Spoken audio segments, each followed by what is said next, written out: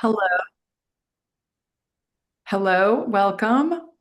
You have joined the Energy Communities Alliance latest webinar in our winter webinar series. My name is Laura Herman. I'm the Deputy Executive Director at ECA, and we're going to wait a couple minutes here and let the last few people trickle into our call today. This winter webinar series has been monthly this winter and has given us an opportunity to look at a whole range of topics relevant to those communities that are looking at new nuclear projects in their backyards. And it's a really exciting time in the nuclear industry. There's a lot going on.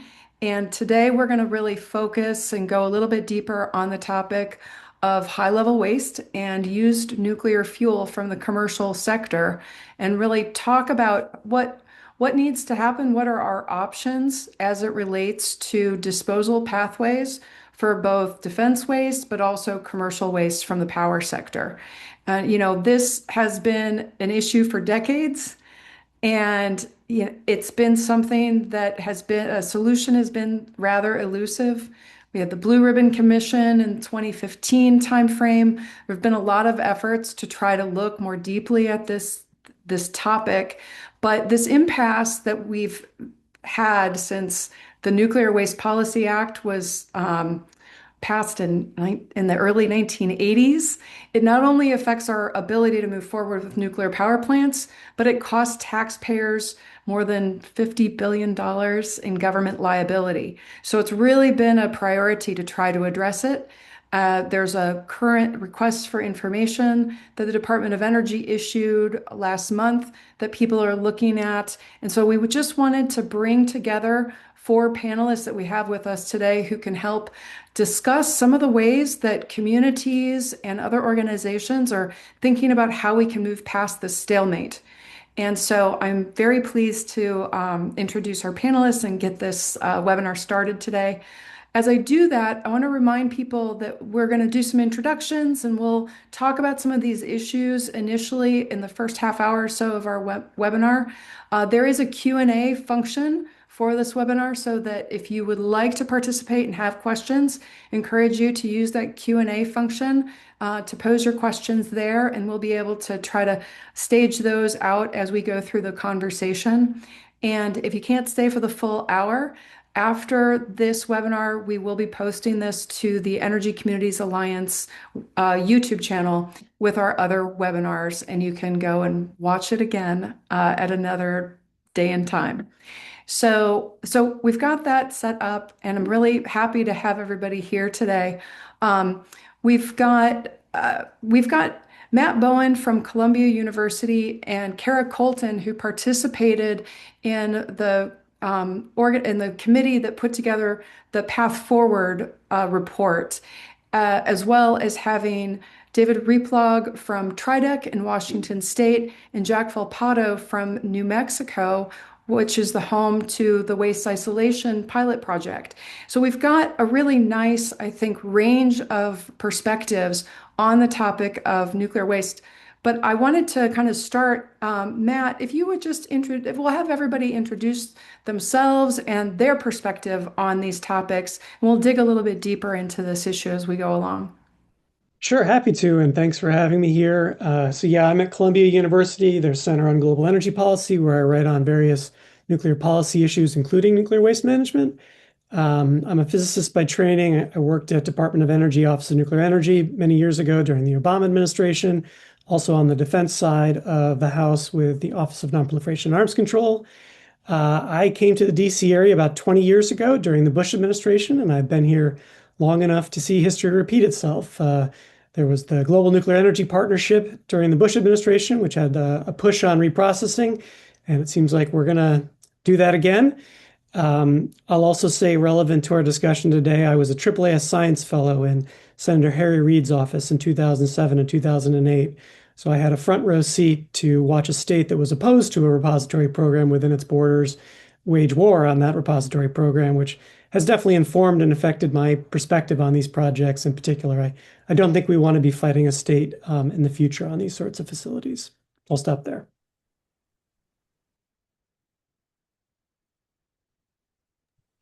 You may be muted, Laura. Thanks, Matt. I only get to do that once, but it helped Kara for her to turn her microphone on.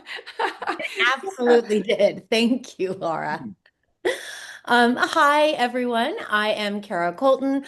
I have been with the Energy Communities Alliance for about 20 years now. And prior to that, I was at the National Governors Association, working with the governor's offices and their regulators on issues of disposal of high-level waste and used spent fuel. But today I'm here in the capacity of having been lucky enough to be part of a group that, as Laura said, pulled together a report called The Path Forward for Nuclear Waste in the United States.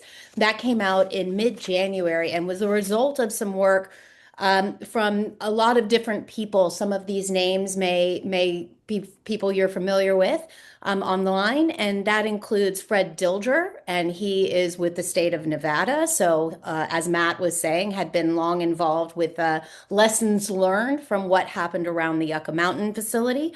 Rod McCullum from the Nuclear Energy Institute, Tim Smith, who used to be staff on Energy and Public Works in the Senate, and also with the Nuclear Regulatory Commission, Jack Spencer of the Heritage Foundation, Marianne Sullivan, who was general counsel for DOE during the Yucca Mountain project, Tom Webler with the Social and Environmental Research Institute, Heather Westra, who represented the tribes, and Greg White, who represented the Public Utility Commission perspective.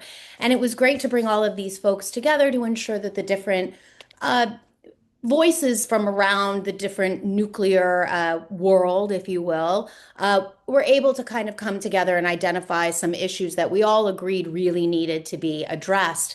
And those two items are really the implementer and funding. And so who has got control over this project, over spent nuclear fuel and high-level waste management disposal, and how do we ensure that the funding, that we have access to funding that's already been collected to do that, to serve that purpose and make sure we have a repository eventually. And so the recommendations of that report, I'm just going to quickly run through because I know that they'll come back up during conversation. But essentially, to ensure, and this is something that reflects ECA's policy position, but to ensure that there's a single purpose entity that is fully focused on managing and disposing of the nation's used spent fuel and high level waste, both the commercial side of the house, but also all of the waste that have been created by the federal government and the nuclear programs that they support. The reason for that is because there is seemingly a lack of trust in DOE. Politics, as we all know, the push and pull of politics really has been a challenge for moving forward. And so the recommendation in this report would be to remove as much of politics as we possibly can. And look at creating something like exists in Canada. So NUMO in Canada, but in this report, it's called the Nucor, a nuclear corporation, which would be led by the utilities that produced the waste in the first place. So again, very much based off of what we've seen be successful in Canada. The Nucor would be responsible, instead of the Department of Energy's Office of Nuclear Energy, they would be responsible for managing, transporting, storing, and disposing of both commercial and legacy defense waste created by the government. They are responsible for both. The law says they are responsible for both. So both waste streams would have to be addressed. They would be using a collaborative siting process, also something that ECA supports. They would enter into a hosting agreement signed by both the state and the local government. And if it's on Indian tribal lands, then by that tribe. And there would be a board of directors to help govern what's going on by Nucor. And that board would determine if new funds need to be created, because we're talking about obviously creating new nuclear waste with all of the push now for new nuclear development. There would be oversight, independent oversight of Nucor. There would be legislation that would need to be created to establish Nucor, and the advisory committee that would sit to help guide what Nucor does. And Nucor would be required to seek licensing from the Nuclear Regulatory Commission for any facility that they were going to be trying to open. As far as the funding, the request that's made in the report is to get access to the interest that has been building up on the nuclear waste fund. And the reason to do that would be because we have existing legislation that makes it hard to get to the nuclear waste fund, but the interest may be easier to get to, and it's enough money that we can get this program started now. And we would make sure and support that any money that had been collected as part of the nuclear waste fund would only go towards building out a repository program. We can talk a little bit more about where interim storage falls in that. And it also looks at creating linkage between interim storage and a repository. That's something that ECA has talked about a lot. But the thought behind it in this report is really to ensure that we don't move forward only on interim storage and kind of forget to make sure the repository is developed at the end. So that would keep the pressure on, and that's what the report is trying to do. So that's what's the major conclusions in that report. I encourage everybody to ask questions as we go on, but I think that that will lay out where I'll be coming from for this conversation. Super excited to be part of it. Thanks. Thanks, Kara. I think it's really exciting to be able to share the resources that you and Matt and the people around you have been working on. I think with some of the new technologies that are coming into the commercial sector with reprocessing and fuel handling and advanced fuels and new reactor types, there's more people a part of this conversation to understand what the nuclear fuel cycle is all about. And I think it's great to have people like yourself, Kara and Matt, who have been looking at this from the policy perspective for so long, actually pulling together these types of reports so people can kind of resource them to understand how we got to the point we are today and what some of the option space looks like going forward. I think another part of this conversation, of course, though, that you've both touched on already is that community partnership piece. And I think that's why we wanted to make sure to kind of feature some of our ECA members as well. So David Reeploeg, you want to give us the perspective from Washington State?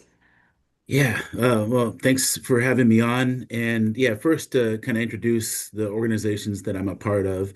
Um, I serve as Vice President for Federal Programs with TRIDEC, which is the Tri-City Development Council. Amongst the things that TRIDEC does, we are the community reuse organization for the Hanford site, and we advocate pretty robustly for the policies and funding needed to support cleanup of the Hanford site, as well as the Pacific Northwest National Laboratories research and development mission as well. And then I also serve as executive director for Hanford Communities, which represents the local governments in and around the Department of Energy's Hanford site. And I'd imagine that most people who are tuning into the webinar are already fairly familiar with the Hanford site, but as quick background, the Hanford site was established during World War II and was the sort of workhorse for the plutonium production mission, beginning again in World War II through the Cold War, produced about two-thirds of the nation's stockpile of weapons plutonium, and then in the mid to late 80s began the cleanup mission, which is likely to endure for many decades to come. It is generally recognized as probably the most complex, technically challenging, probably most expensive cleanup operation within the DOE defense complex. And as part of the Hanford site's kind of waste streams, there's a very large, well, there's 56 million gallons or so of waste that are in 177 tanks underground across the central portion of the Hanford site. The vast majority of that 56 million gallons is low activity waste, which can be dispositioned either through vitrification or grouting. The vitrified or glassified low activity waste can be stored permanently at Hanford. The grouted waste will likely need to go to licensed repository facilities. Right now, they're looking at Utah and Texas as the locations for that. You also have a very large volume of transuranic waste, which is destined to go to Jack's backyard over there at the WIP facility, and we're expecting that those shipments should hopefully begin in the next couple of years. And then we also have what's probably the largest volume of defense high-level waste as well. And at this point, we don't have a home for that. And so, but we're talking probably, well over millions of gallons of defense high-level waste that ultimately needs a final disposition pathway. We're also home here in the Tri-Cities to the Columbia Generating Station, which is the only commercial power reactor in the Pacific Northwest. It's been operating for 40 plus years. And so it has in its in its pad a number of casks of used nuclear fuel as well. And we might be unique in that, to my knowledge, we're probably the only community in the country, at least, that has both a large volume of defense high-level waste that needs to go to a deep geological repository, as well as the used nuclear fuel that also needs a home. So we sort of have both waste streams that we're talking about here. But we're also, and I think we're similar to many other DOE communities across the country where, although we have this large volume of either waste or used nuclear fuel in our backyard, I don't think that you don't hear anybody necessarily expressing concern about the fact that we have all this here, that we need to get out tomorrow because it's really scary or dangerous, or that there's this perception of risk to the community. Because the community here is very knowledgeable, familiar. The people who work at Hanford or at the Columbia Generating Station, they live here in the Tri-Cities, and there's a good understanding that the way that the used fuel is stored is a very safe, robust way, but also that at some point in the future, long term, we do need to have a solution to this question as to where we're going to put the material. The other thing is, and again, I think very similar to other DOE communities across the country, we also have a lot of ambition and excitement about this next generation of nuclear technology development, whether it's on the generation side, on the fuels, uranium enrichment, potentially even looking at things like recycling of the used fuel. But one of the questions that is often asked as we talk regionally about new nuclear development here in our area is, yeah, what are you going to do with? We already don't know what we're going to do with the existing used nuclear fuel or Hanford waste. And one of the other challenges that we have is that oftentimes there's a conflation between the Hanford defense waste and used nuclear fuel. If you're not kind of in the weeds on nuclear in the nuclear world, it's easy to misunderstand and to not be able to kind of understand the distinction between the two streams. But it is a potential barrier not only in Washington State but in other parts of the country for new nuclear development until we can point to some sort of a plan for how we're going to long-term store this material. So we're really excited that that the Department of Energy is kind of continuing to move this conversation forward, hoping that we can continue to get congressional kind of attention to this issue as well, because to Matt's point earlier, the right kind of attention can go a long ways, but if it's framed the wrong way, then Congress can really kind of prevent things from moving forward as well. And so this is a really important conversation to be having, and hopefully to be moving forward towards the solution. It's often said that, that the nuclear waste issue is not a technical issue, it's a political issue, and that we have those technical solutions. And I think there's no better place to really demonstrate that than New Mexico. And we have Jack Volpato from I think the Eddy Lee County Energy Alliance has really demonstrated the value of community partnerships, but also the path forward. It's easy to forget that we have been able to cite a repository in this country, and so we should be able to do it again. But Jack, I'll let you introduce yourself to the audience here today. Thank you. I'm Jack Volpato. I'm a lifelong resident of Carlsbad, New Mexico. I was born and raised here. Came back from college and set up a life here. The website has been a jewel for the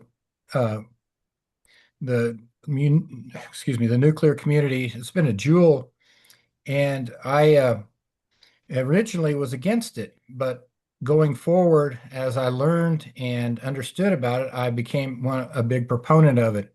Now, I've been doing this for now 19 years. I think Kara's got 1 year on me, but I've been doing this for 19 years with ECA. I'm a former county commissioner. I served 2 terms before I got termed out. And that's where I really got involved with the nuclear mission in Carlsbad. One of our former commissioners talked me into coming to an ECA meeting, and I was hooked. And I realized that the value of the nuclear industry and what kind of good, clean jobs as a community it brings. WIP is our largest employer, and they're high-paying, funded jobs. You have lots of perks, lots of benefits. So as a community perspective, it's a great industry to have. It's also a safe industry. Uh, it's far safer than the other industries such as mining and uh, oil extraction here. Those are the ones that, a little more dangerous. WHIP is, their motto is to move by the speed of safety. And, it was originally supposed to be a high-level repository along with transuranic, but that got negotiated out of the contract with the state of New Mexico early on. There was certainly no technical reason that high-level waste could not be stored here. Certainly, we would entertain that, but I think that's a tough road to hoe with the state of New Mexico. As you said, I'm a member of the Eddie Lee Alliance. I was a founding member. I am no longer on the board now, but I can give you a perspective of that. We formed with the city of Hobbs and the county of Lee County and Eddy County and the city of Carlsbad a consortium and went out and bought 1,000 acres. This was back in the GNEP days when we were bidding for the GNEP because we decided, we bid against each other for Uranco, and went back, we decided it was time to quit fighting amongst ourselves and work together. So we went in and bought this land, and unfortunately, we finished second to Idaho in the GNET project. But then we started looking around in the perspective and saying, what can we use this land for? And so that's when we approached Holtec and thought about consolidated interim storage, private consolidated interim storage. And we went down that path, and that went sailing well in the Martinez administration. We got greenlit by the governor sign of endorsement, the uh, signed letter from the state house and the state legislature. We had local endorsements and everything going our way. And then we got a new governor and a new legislature, and they began actively fighting us. And that led to basically a Supreme Court battle and basically the Holtec deciding to take their project to Arkansas. That leaves us now with 1,000 acres that we're still looking at, and the RFI just came out for the federal interim storage, and we are certainly interested in that. And in talking to our two senators, we bring this up, and they're very cautious about, a consolidated interim storage facility. But when you link that with the thought of reprocessing, they really like that idea. Both of them have expressed interest in the reprocessing arena, and now that that's being, looked at, we could very well see and envision having an interim storage facility there as well as a reprocessing center, and going forward in that situation. That's our perspective locally here. We certainly would try to follow the WHIP model of acceptance and getting consensus from everybody. That's a working model that I think everybody should follow. If you don't know the history, I'd be happy to share it with you, or you can get online and look. But how WHIP came about is in itself a fascinating story and a one of success. Yeah, that's great, Jack. Thanks for that perspective. And I think it is a really good success, and WIP continues to operate and serve the country's needs. The history of it, I think, is interesting as we look for options to move forward. And one of the things that we talked a little bit about was the GAO, the Government Accountability Office, nearly a decade ago wrote a paper called Nuclear Waste: The Benefits and Costs Should Be Better Understood Before DOE Commits to a Separate Repository for Defense Waste. And Jack, as you talk about the interest in doing consolidated storage with reprocessing, I think it's important to recognize that when we talk about reprocessing, there are technologies that reprocess commercial fuel for fueling future reactors, but then there are also reprocessing activities that look at removing certain isotopes for medical procedures and recycling the waste in other ways. And so this category it's kind of big and can have a lot of different implications. I'm interested from our panelists here today, how should we think about this need for disposing of defense waste versus spent nuclear fuel or used commercial fuel? How do we make these distinctions? Why are these distinctions being made? What does it matter? Kara? Sure, I'm happy to start off. Well, I think that for those of us that have been following this issue, the real driving factor to it to really get things moving is the liability and the payment from the Justice Judgment Fund, which is American taxpayer dollars, not the money that has been set aside specifically to deal with waste disposition and management. But we've been paying out of the Judgment Fund taxpayer dollars at about $800 million a year. And that is because we have not picked up the commercial spent nuclear fuel that the government, under existing law, was supposed to collect in 1998. So you can see that we're quite late. I'm always late, but this is really, really late. So the reason that we really need to look at the commercial fuel is A, to stop those payments, but on the defense side, there isn't a financial penalty right now for not addressing the high level waste that was created by the government. And, this is for ECA a huge issue because communities like David's community, they have waste that has been stored for much longer than originally expected to be stored. And that waste is not stored in the safest of the safe kind of arrangements and facilities right now. That waste does need to be addressed, and it's owed to our communities that have supported the national security and energy mission in the United States since, for some, the Manhattan Project. However, at this precise moment, the commercial side, again, which is getting all of the attention because of the judgment, that is really safely stored in dry cask storage across the country at over 76 sites across the country, to be specific.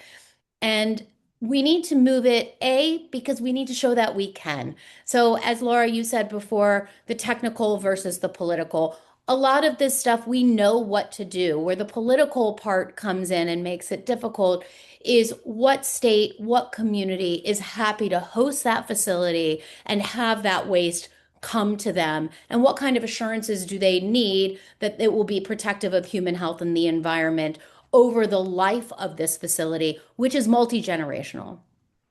And so we want to make sure that while we're focused on the commercial waste, that any momentum, honestly, any forward momentum, whether it's defense waste or commercial waste, is good momentum at this time, because we really need to just demonstrate we can do this.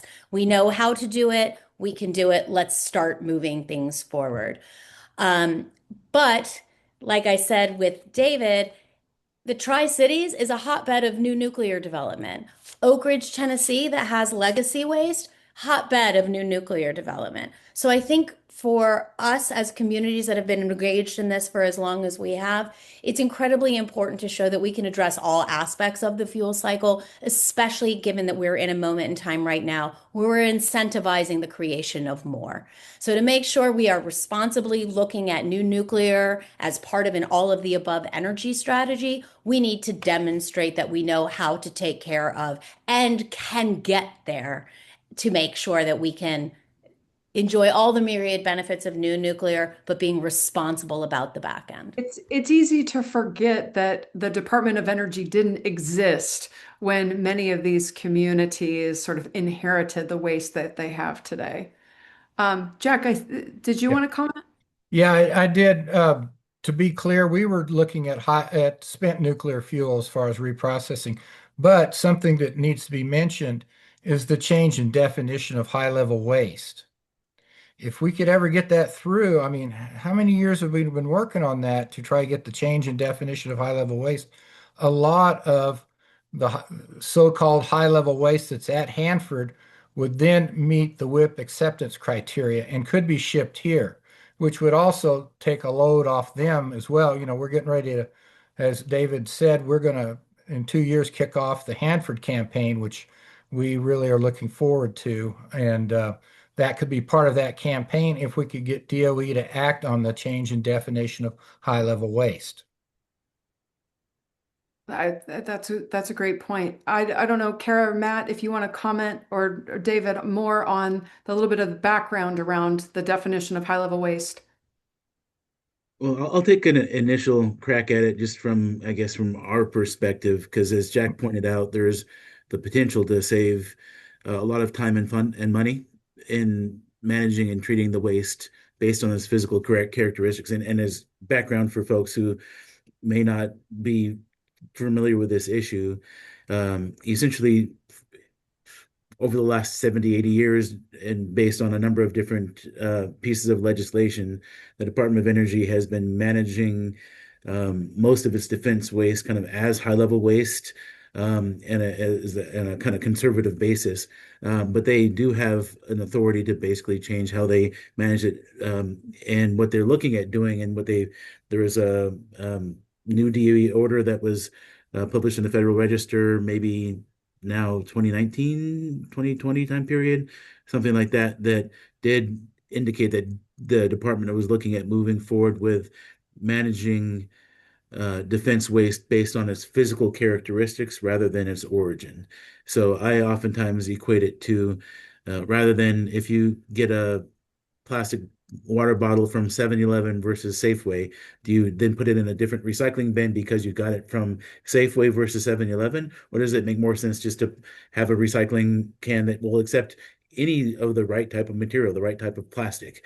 And so this is not, in our minds, an attempt to um, get around any requirements or make things less safe, but rather to manage and treat the waste based on the actual risk it poses and its actual physical characteristics, rather than sort of a broad, just sweeping categorization that really isn't fitting in a lot of cases. And at least from our perspective at Hanford, like the most recent DOE, every 2 or 3 years, the Department of Energy puts together a long-term Hanford life cycle cost, scope, and schedule report that estimates the total amount of timeline for completion of cleanup and the total cost.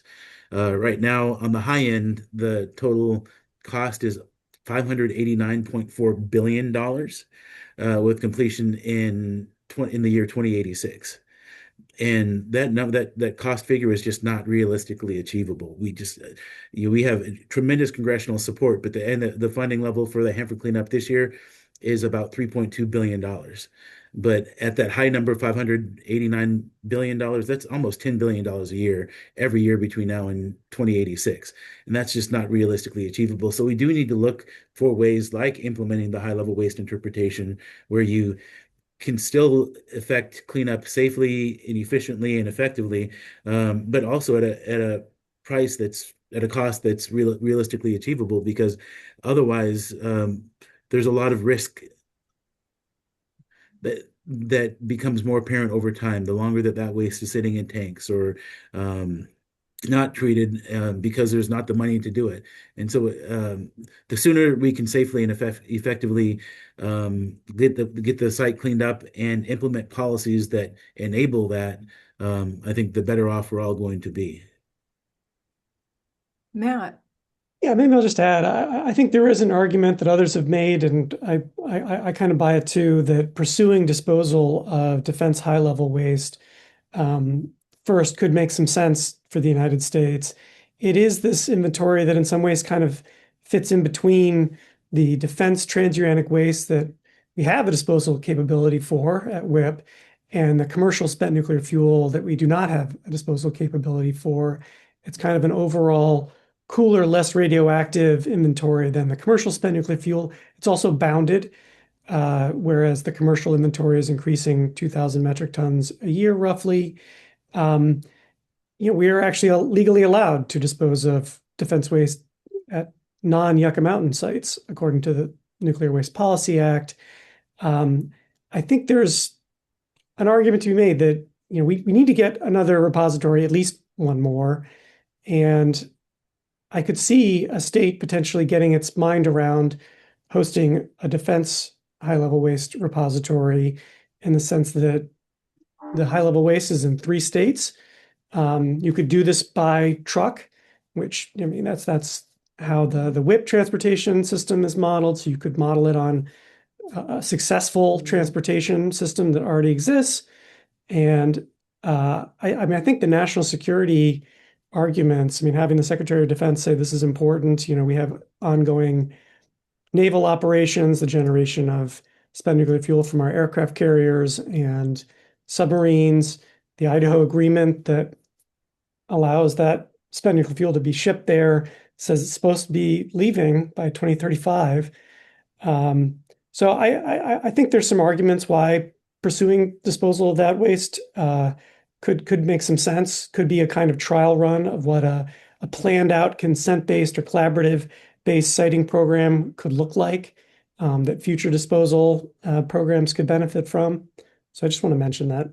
Yeah, Matt, and I think it's interesting too, because I think what you're saying kind of builds on David's point that the physical characteristics of the waste should help prioritize what gets taken care of as it needs to be, as opposed to just kind of looking at we get stuck and mired in the sort of legal requirements and nothing happens, whereas there are things that need to be addressed sooner than later. And to that end, in 2023, Energy Communities Alliance joined 8 other organizations in recommending revisions to the Environmental Protection Agency's generic geologic repository standard. I want to talk about that a little bit because, Matt, as you mentioned, like the law of the land says that spent nuclear fuel should go to Yucca Mountain, but that has practically been off the table for quite a few years now. And so when you think about the work that's been done to recommend these types of actions, what do you think, where do you think we can go to really get those? What's the importance of having that generic geologic repository standard? What does that accomplish? Yeah, and I'll mention, so there's also the law of the land that the first repository is capped at 70,000 metric tons until a second repository is in operation. And we are well past 70,000 metric tons of commercial spent nuclear fuel alone. Congress required DOE to submit a report on the need for a second repository, which DOE did in 2008. And it said, if you don't lift the cap, we need a second repository. So I would say the law of the land also says there should be a second repository. But the generic standards that are on the books were first developed in 1985. There was a Yucca Mountain standard required out of the Energy Policy Act of 1992 that only applies to Yucca Mountain. And the American Nuclear Society and other groups have laid out the reasoning for why it's time to update the generic standards that's on the books for future high-level waste disposal facilities to reflect modern thinking. And you really want to have these standards in place so you know what sites you're looking for, what they need to meet. And you also want to avoid the potential charge that people could lob against a project saying, well, you selected the site and then later developed the standards in order to make the site work. I also think this is not a heavy lift. Certainly financially, it's not. I don't know exactly what the cost would be, but it's maybe $1 million or $2 million per year over a period of years, 5, 7, I don't know. But in the context of the broader nuclear program, it's not a big spending lift, and it's also not, I'd say, a partisan issue. I think there's bipartisan support for doing this. ECA was on a letter with Clear Path on the right, Third Way on the left, industry saying, let's get this underway because it is going to take some time and you need to do it ahead of these site characterization activities. Yeah, that makes sense. Yeah. And Kara, go ahead. I was just going to say, agree with Matt and say, ECA really was part of a larger conversation a few years back on whether or not we should be pushing for a defense waste only repository for some of the reasons that Matt mentioned. It's you can move it, doesn't have to go to Yucca Mountain. It's older, it's colder. I like it when nuclear stories rhyme. It's older, colder, can't be reused. We generally know the volume that exists. So it's a lot more known knowns when it comes to the defense only repository that was discussed for a while. There wasn't a clear outlining of funding available specifically solely to do that. So there were lots of other things that we needed to talk about. But I think it really comes down to what Matt was talking about, even developing these generic standards, which is how do we create and maintain momentum. So if we will accept that Yucca Mountain will not be where we're going to go, then we should stop packaging any waste to Yucca Mountain standards, which is what's been happening thus far. So we can go ahead and create momentum and provide information that we know we're going to need no matter where it goes, no matter how many we're going to do. And that provides some momentum, as Matt said, so that states and communities who are considering these waste missions right now really have as much information as they can to make informed decisions about the kinds of projects that they're willing to evaluate and consider hosting. So just wanted to get that out there. And also, I would be remiss when it comes to the report that I am lucky enough to be talking about. That really was led by Lake Barrett, who has experience as the former head of the office within the Department of Energy that had been responsible for the Yucca Mountain program, the Office of Civilian and Radioactive Waste Management. And it was co-led by Allison McFarland, a former Nuclear Regulatory Commission commissioner, and also a member of the Blue Ribbon Commission on America's nuclear future. So again, a lot of previous experience loaded into this group of people who were trying to find commonalities we could all support, like going ahead and developing standardized generic standards for a repository. No, that's great. Jack, did you want to weigh in on this? Well, I think that, having a defense-related repository is the way to go. I mean, I'm just singing to the choir, really. It's the easiest step going forward. It's the waste is not going to be used for really anything. It can go in someplace permanently without any kind of retrieval system, such as Yucca Mountain had a very elaborate retrieval system for the spent fuel. Those things don't need to be, you can build it cheaper, you can build it quicker, and I think that's the way we really need to go. The thing that concerns me is we've had these RFIs for sites and nobody's put their hand up yet. I mean, we would certainly put it up, but we already know that right now the political climate in New Mexico is not such. I mean, we would certainly do it in a heartbeat. And we've got the land characterized, we're ready to go, but we know that the political fight would just be too great and it would never go anywhere at this point.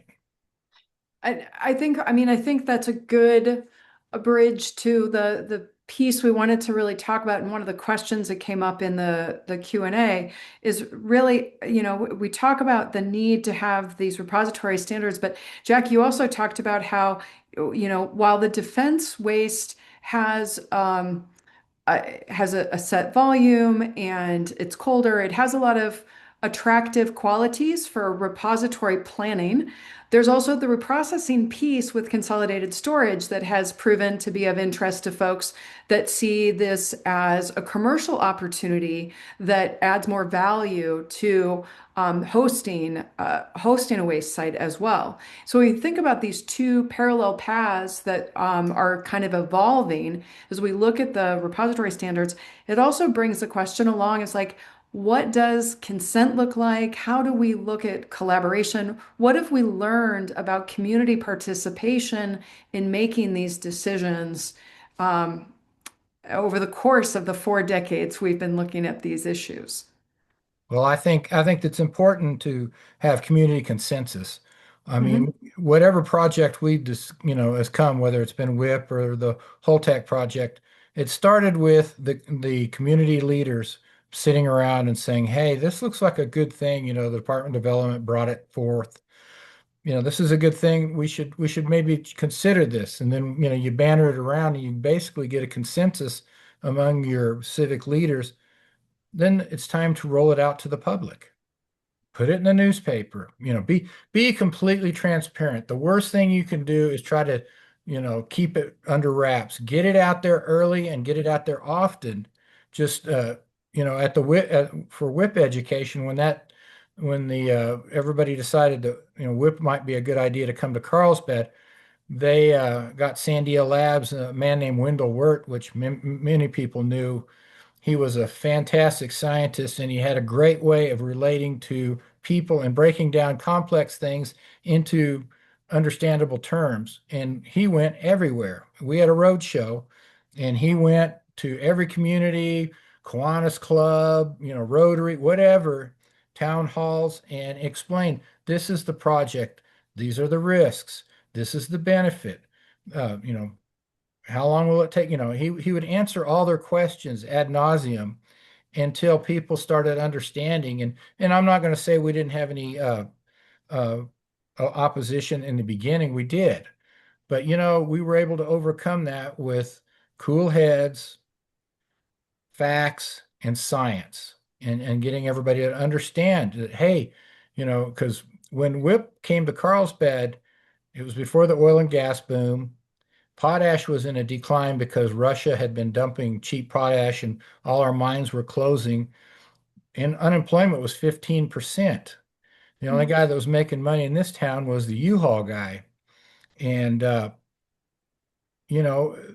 town fathers at that time, my father being one of them, uh, thought that this was a good industry to come. And Senator Domenici, that was, having Senator Domenici as a champion really, really helped us with Congress and getting everything put together, the Land Withdrawal Act and everything. He was the real driver, and you kind of need one of those. But I mean, the community engagement and the community acceptance, and you shouldn't be afraid of opposition. You should basically say, "Look, hey, we understand. You have these questions, and this is what we think about it. Let them vent, let them say what they need to say." But you need to make sure that you're there to provide answers and not hide anything. That's Jack, you said when we were talking about this earlier in the week that people need to be prepared that these siting activities, you're in for a marathon, not a sprint. Just for folks that aren't as familiar with the history of the Waste Isolation Project, can you talk about what duration of time are you talking about having these meetings and listening to people vent and bringing people along that process? Well, it took a decade to get the project ready to actually accept its first shipment. A lot of things happened in the time before that. Town hall. The first 2 or 3 years, you're out educating, and you need to make sure you get people to put in in the political advice columns in the newspapers, put ads in there or columns in there saying this is why I think it's a good idea, and have a diverse bunch of people to be willing to do that.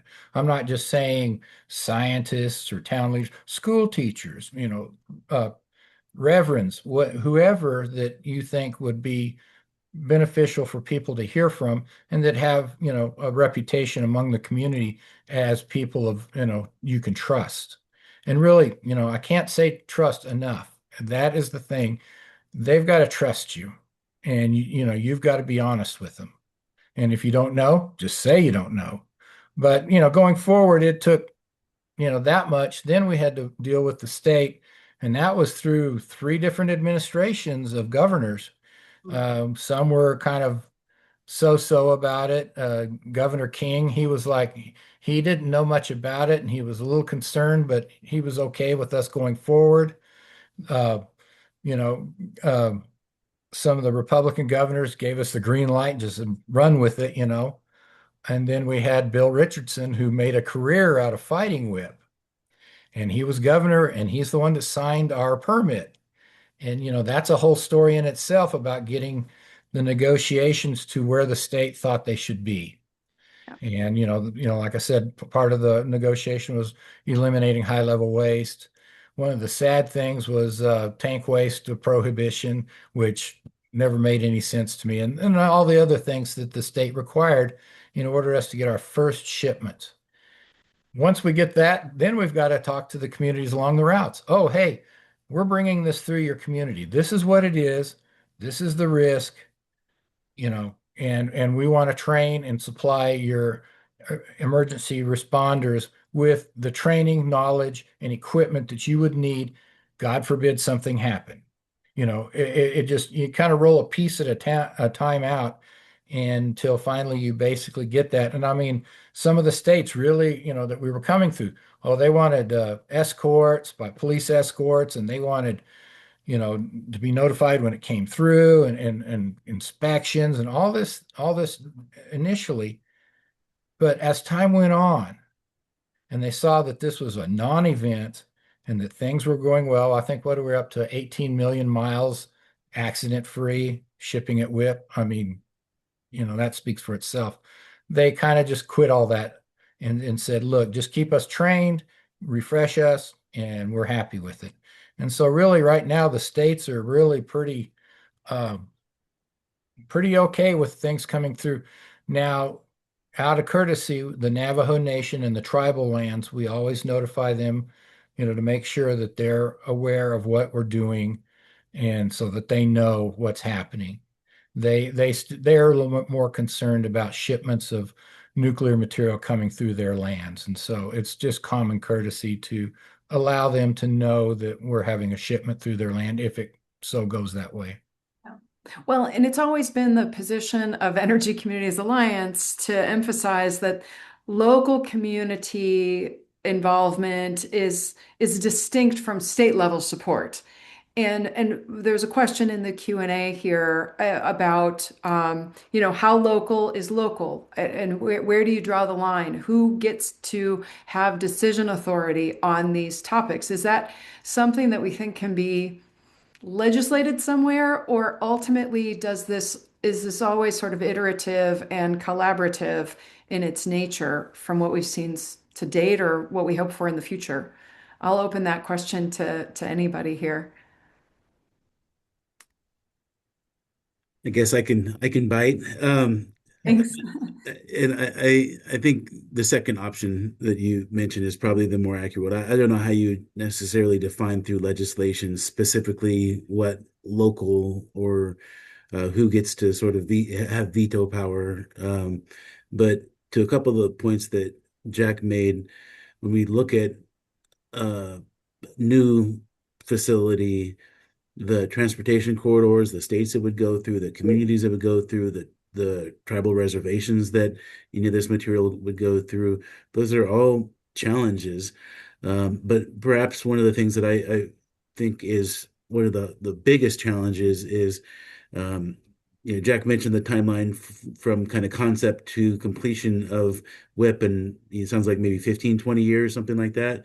And from at least some of the projections I've seen from DOE in the past, I don't know if they're still accurate, but they might be as that long or longer.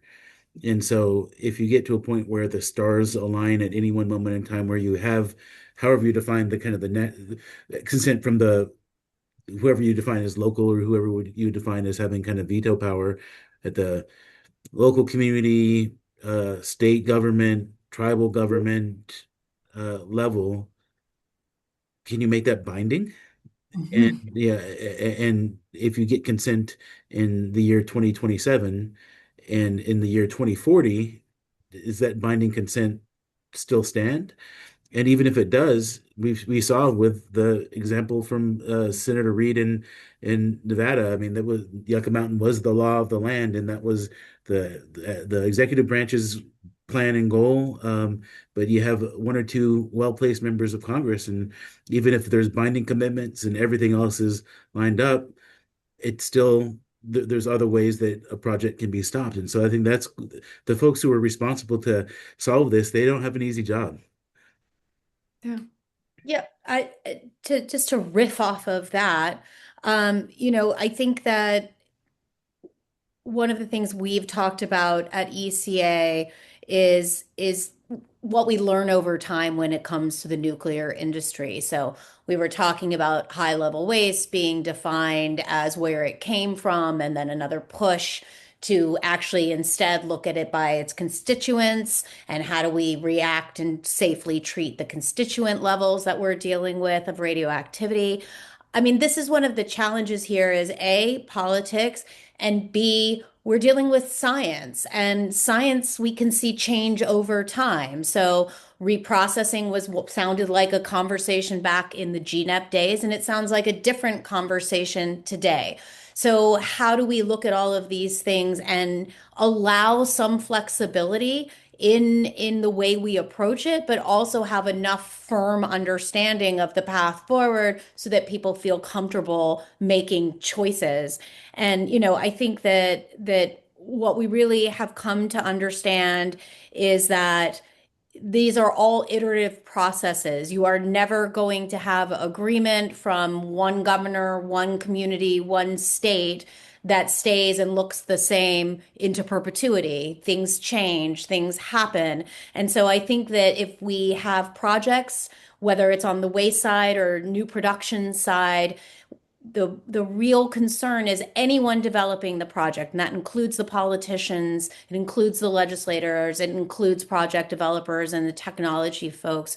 They need to look at community engagement and state engagement with the same eye that they look at licensing. It takes time. You actually need people dedicated to do that.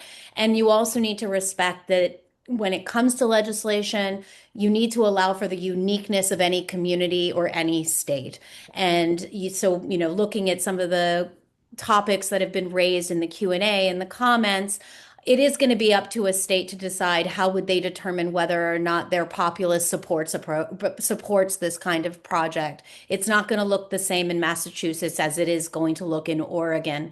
And so understanding that there does need to be a governor willing to say my state supports this, that I'll sign on the line is one thing, but trying to legislate what that level of support looks like in any one way is probably not helpful in the long run.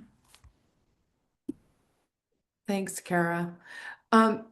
Matt, if you think about the work that you have that you're looking at, what are you looking at going forward from your perspective? What kind of research, what sort of questions or what advice would you have for communities as they move forward with the responses or planning for waste disposal on some of the new projects that are coming up?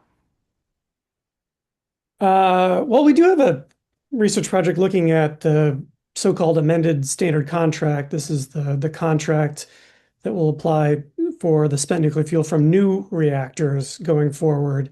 The older standard contract was developed in the 80s and applies to all of the spent nuclear fuel from reactors since that point, except for Vogtle 3 and 4, which were done under the amended standard contract. And there are some pretty substantial differences in terms of the federal liability and when the federal government is required to do anything. I'll say, I know we're almost at time. We have this new DOE RFI. So I applaud the administration for taking action on this, and they are asking for responses by April 1st. I mean, one of the interesting elements to that RFI, which gets back to what we were just talking about in terms of consent, is they say a host state agreement will be required. So an agreement between the state and the federal government, which I think is probably modeled on the WIP agreement that is between New Mexico and the federal government. and has provided this template for negotiations over the years, all of the amendments that have been done through different administrations. And I think that is as close as you're going to get as to a kind of definition of consent and something that does show a state's willingness to move forward. That's great. Thanks, Matt. We are at the top of the hour. I know we didn't get to all of the questions that we wanted to today. It's a big topic, but I think I want to thank our panelists for helping put some context around this, give some history. We will make sure that this goes online, and we'll include some of the links to the reports that Kara and Matt and some of the examples that we talked about today. So as people are looking to respond to the RFI or looking to do planning on their own, they've got access to some of the resources that are available. You can always reach out to us at the Energy Communities Alliance or join us in Augusta, Georgia, April 22nd and 23rd for the New Nuclear Forum, where we will have more time to talk about these issues with people who've been living them for the decades that we have behind us. So, all right, thanks everybody for your time today. Thanks. Cheers.